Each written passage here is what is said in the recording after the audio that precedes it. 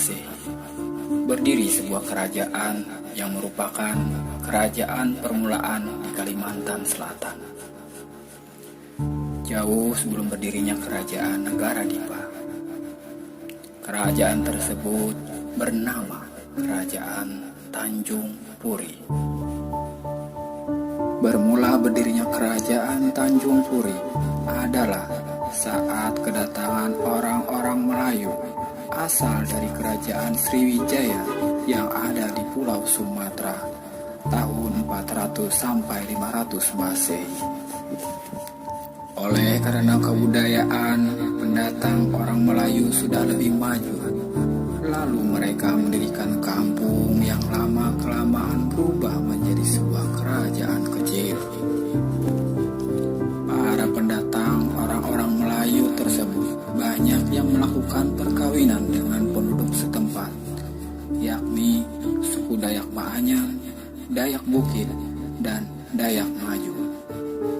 Sehingga kerajaan Tanjung Puri tersebut penduduknya terdiri dari orang Melayu dan Dayak.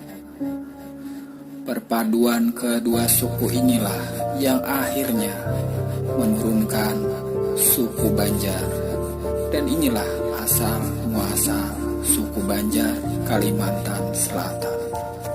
Sementara jauh sebelum itu, tahun 1500 sampai dengan 3000 sebelum Masehi, untuk pertama kalinya pendatang dari Yunan di China Selatan datang ke tanah Borneo. Dan mereka inilah paduan nenek moyang orang Dayak, atau istilahnya saudara tertua orang Melayu atau suku Banjar. Berabad-abad lamanya kerajaan Tanjung Puri berdiri, penduduknya makmur dan sejahtera. Pada tahun 1309 Masehi, berdiri juga sebuah kerajaan orang Dayak Maanyar yang bernama Nan Sarunai. Kedua kerajaan ini saling berkeluarga dan berteman dekat. Tidak pernah ada permusuhan, walau berbeda keyakinan. Kerajaan Tanjung Puri kebanyakan pengikut ajaran Buddha, sedangkan kerajaan Nan Sarunai kebanyakan pengikut ajaran Hindu keharingan. Tapi kedua kerajaan tetap saling menghormati, karena kedua kerajaan sama-sama punya tujuan, saling menjaga dan saling bantu-membantu.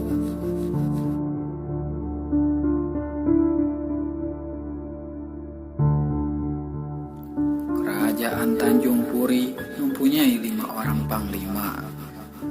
Yang pertama bergelar Panglima Alai, yang merupakan ahli politik dan juga strategi.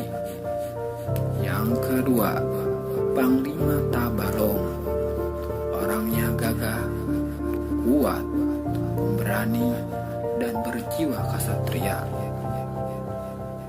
Yang ketiga, Panglima Balangan, orangnya sangat tampan, pintar, dan suka menuntut ilmu. Sedangkan yang keempat dan yang kelima ialah si kembar yang bergelar Panglima Hamandit dan Panglima Tapim. Mereka berdua ini orangnya berwatak keras dan suka berkelahi. Kelimanya bersaudara ini adalah anak dari Datu Intingan dengan pasangannya Dayang Baiduri. Sedangkan Datu Intingan mempunyai saudara Datu Dayuhan dari kepala suku Dayak Maratus, dan istrinya Dayang Baiduri adalah putri pendatang orang Melayu dari Sriwijaya. Dan pada saat itu, kerajaan Majapahit sangat berambisi untuk menguasai Nusantara. Hal itu terjadi karena Mahapati Gajah Mada sudah termakan sumpahnya untuk menguasai Nusantara. Tapi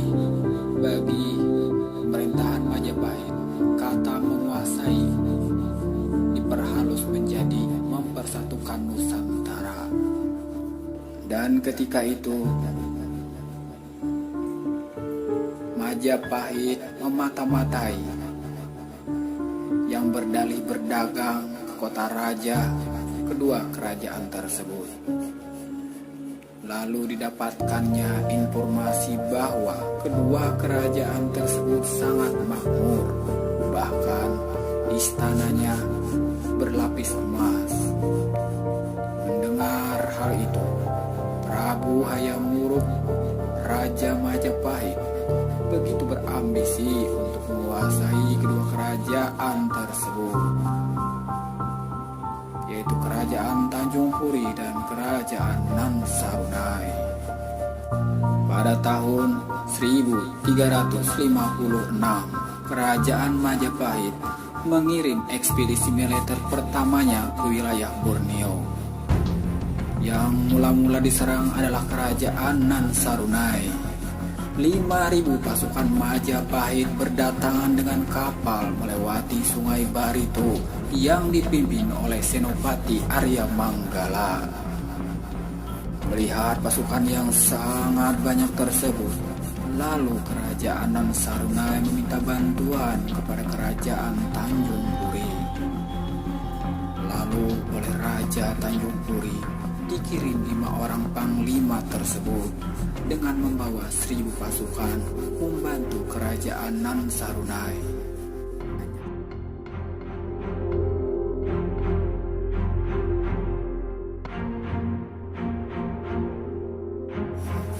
Banyak sekali jatuh korban di kedua belah pihak. Pasukan Majapahit yang memang sudah terkenal dalam bertempur karena sudah menjelajahi Nusantara untuk ditaklukkannya di berbagai kerajaan. Tapi saat itu mendapat perlawanan hebat yang tak pernah terkira mereka sebelumnya. Banyak tentara Majapahit yang mati di tangan Panglima Tanjung Puri. Panglima Alai yang ahli strategi mengatur pasukan. Panglima Tabalong yang gagah mengamuk di barisan paling depan. Banyak tentara Majapahit yang terlempar ke udara, sedangkan Panglima Balangan menjadi pemimpin barisan pengawal raja. Dengan kesaktiannya mampu melindungi raja dari keroyokan pasukan Majapahit. Sementara Panglima Hamandit dan Panglima Tapin beradu kesaktian dengan para pendekar Majapahit. Banyak sudah pendekar persilatan Majapahit yang merupakan orang-orang bayaran mati di tangan Panglima Hamandit dan Panglima Tapin. Selama 2 hari pertempuran tersebut, akhirnya pasukan Majapahit mampu dipukul mundur.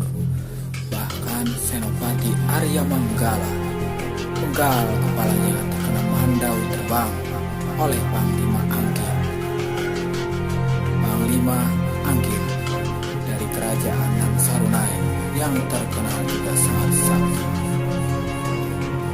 Lalu sisa-sisa pasukan Majapahit lari terbirit-birit menuju kapal untuk pulang ke tanah Jawa.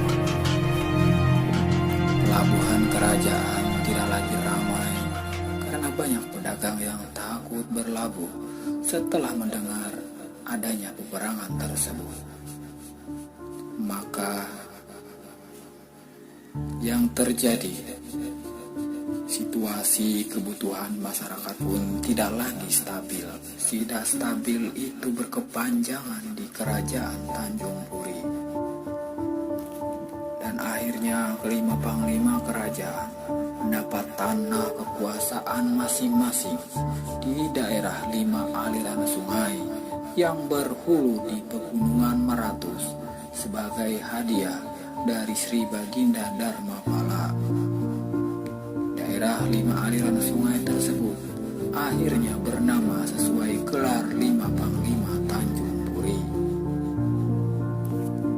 Panglima Alai mendapat wilayah yang bernama Batang Alai yang sekarang menjadi hulu sungai tengah Barabai Panglima Tabalong menjadi wilayah yang bernama Batang Tabalong, yang sekarang menjadi Kabupaten Tabalong Tanjung.